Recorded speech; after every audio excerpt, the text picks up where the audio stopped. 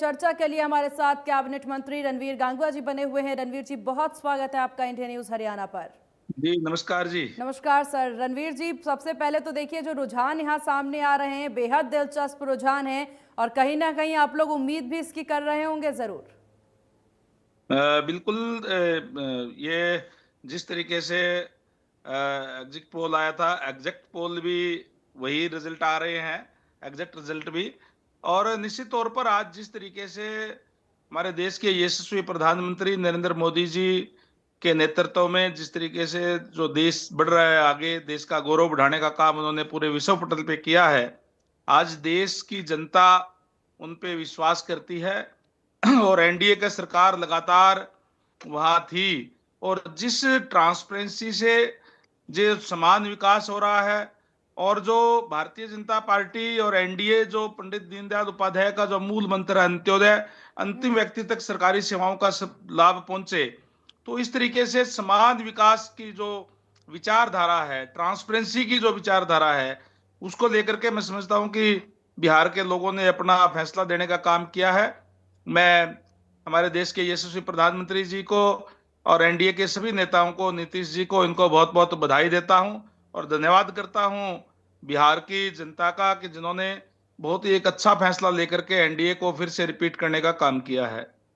बिल्कुल, हालांकि अभी इसमें समय है थोड़ा, लेकिन जरूर देखिए, मिनट मिनट में फैसले जरूर बदलते हैं रणवीर जी, लेकिन ये बड़ी बढ़त देखने को मिल रही है। कहीं ना कहीं जो दावे किए गए थे यहाँ पर तेजस्वी यादव के द्वारा, हर घर सरकारी नौकरी देने का, युवाओं को आगे बढ़ाने का, शिक्षा पर ध्यान देने का, बिहार की जनता ने कुल मिलाकर के कभी ना कभी और जरूर ये सोचा है कि एनडीए की सरकार इसीलिए बनाना है क्योंकि भाजपा इनके साथ है। क्या जो रिएक्शन सामने आ रहे हैं उससे ये समझा जा सकता है? देखिए, जहां तेजस्वी यादव की आपने बात कही, आरजेडी का राज लोगों ने वहां देखा है, जिस तरीके से जंगल राज उनका रहा, जिस तरीके से बिहार को लूटने का काम उन लोगों ने किया, और जो जो घोटाले हुए वो भी सबको पता है। हम्म। कहीं चारा घोटाला, कहीं जमीन घोटाला और बहुत से ऐसी चीजें थी जिनको लोगों ने, वहां के लोगों ने भुगतने का काम किया है। और इसीलिए आज ट्रांसपेरेंसी वाली सरकार को उन्होंने चुनने का काम किया है। रणवीर जी, बहुत बड़ी चुनौती है हालांकि बिहार में अगर देखा जाए विकास को लेकर के, क्योंकि जो स्थिति, जो तस्वीर बिहार ने शुरू से देखी है, जिस जंगल राज की आप बात कर रहे हैं, इसके बाद की तस्वीरें, जब विकास बिहार में होता है तो उसके साथ जागरूकता की बहुत कमी देखने को मिलती है। तो एनडीए के लिए भी बहुत बड़ी चुनौती इस वक्त बिहार में है। किस तरीके से एनडीए और भाजपा, जो कि केंद्र में बैठी है, और अगर बिहार में भी बिहार की जनता ने इस वक्त चुन लिया, तो क्या कुछ बड़े बदलाव उनकी जनता के लिए होंगे? क्योंकि विकास जरूरी है लेकिन जागरूकता उससे भी ज्यादा जरूरी है। पलायन रोकना भी एक बड़ी चुनौती है। देखिए, एनडीए और भारतीय जनता पार्टी जो कहती है वो करती है। जो वायदे हम लोगों से करते हैं, हम उसको संकल्प पत्र कहते हैं। हम उसको संकल्प करते हैं कि ये वायदे, जो बातें हैं, हम पूरी करेंगे और वो बातें पूरी करके ही अगले चुनाव में जाते हैं। निश्चित रूप से बिहार के लोगों से जो जो वायदे इस चुनाव में हुए हैं उनको पूरा किया जाएगा। और इस बात का विश्वास भी वहां की जनता को है कि आज नरेंद्र मोदी जी के नेतृत्व के अंदर जो जो बातें कही जाती है वो उसको पूरा करने का काम जो है वो भारतीय जनता पार्टी और एनडीए की सरकारें जो करने का काम करती है। तो निश्चित रूप से जो जो चुनौती आपने कही, बिल्कुल चुनौती तो हर समय होती है।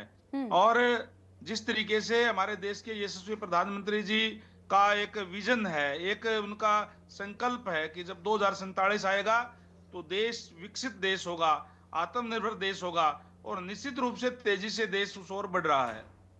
बाकी राज्यों के मुकाबले अगर देश भर में देखा जाए, बिहार में थोड़ी सी कमी तो जरूर देखने को मिलती है, फिर चाहे सड़कों को लेकर के हो जाए। सबसे बड़ी बात, मैंने पलायन का सर इससे पहले भी जिक्र किया, पलायन एक बहुत बड़ी चुनौती है बिहार में। बहुत सी आबादी जो है अपना गांव छोड़ के, अपना घर छोड़ करके हैं शहरों की तरफ, बेंगलोर की तरफ, दिल्ली की तरफ रुख करते हैं, हरियाणा पंजाब की तरफ भी रुख कर लेते हैं वहां पर किसान, ताकि फैक्ट्रियों में नौकरी मिल जाए। इन्वेस्टमेंट पर क्या बिहार में भी ध्यान दिया जाएगा जैसे हरियाणा में ध्यान दिया जाता है? निश्चित तौर पर दिया जाएगा। मैंने कहा कि जो जो बातें कही गई है चुनाव में, हम, हमारे जो नेता हैं, हमारी जो पार्टी है, जो हम जो बात कहते हैं वो पूरी करके अगले चुनाव में जाते हैं। तो निश्चित रूप से जो जो भी बातें कही गई है उनको पूरा करने का काम करेंगे। और इस बात का विश्वास बिहार की जनता में है कि ये लोग जो कहते हैं उसको पूरा करेंगे, ये बिहार को आगे ले जाने का काम करेंगे, ये देश को आगे ले जाने का काम करेंगे। ये लोग वो लोग हैं जो राष्ट्र प्रथम रख करके कार्य करने वाले हैं, तो इसलिए उन्होंने इस बात पे विश्वास भी जो करने का काम किया है। बिल्कुल। और रणवीर जी, बस एक आखिर सवाल आपसे, क्योंकि इससे पहले भी हमने जो 2020 में चुनाव हुए उसके बाद नीतीश कुमार और आप साथ मिलकर, बीजेपी साथ मिलकर काम करती नजर आई, और उसके बाद दोनों अलग भी हुए बीच में। इस बार ऐसी कोई तस्वीर देखने को ना मिले, ये उम्मीद हम जता सकते हैं? बिल्कुल, निश्चित तौर पर इस टाइप की कोई सी भी बात नहीं होगी। सारे दोनों पार्टियों ने मिलकर के और सारे प्रोग्राम जो तय किए हैं, और नीतीश कुमार जी पहले ही इस बात को क्लियर कर चुके हैं कि अब पूरा समय जो है एनडीए के अंदर रह करके और वो आगे राजनीति बढ़ाने का काम करेंगे। चलिए, आपका बहुत शुक्रिया रणवीर गंगवा जी, इंडिया न्यूज हरियाणा को अपना कीमती वक्त देने के लिए और इस चर्चा में शामिल होने के लिए। तो ये जानकारी देखिए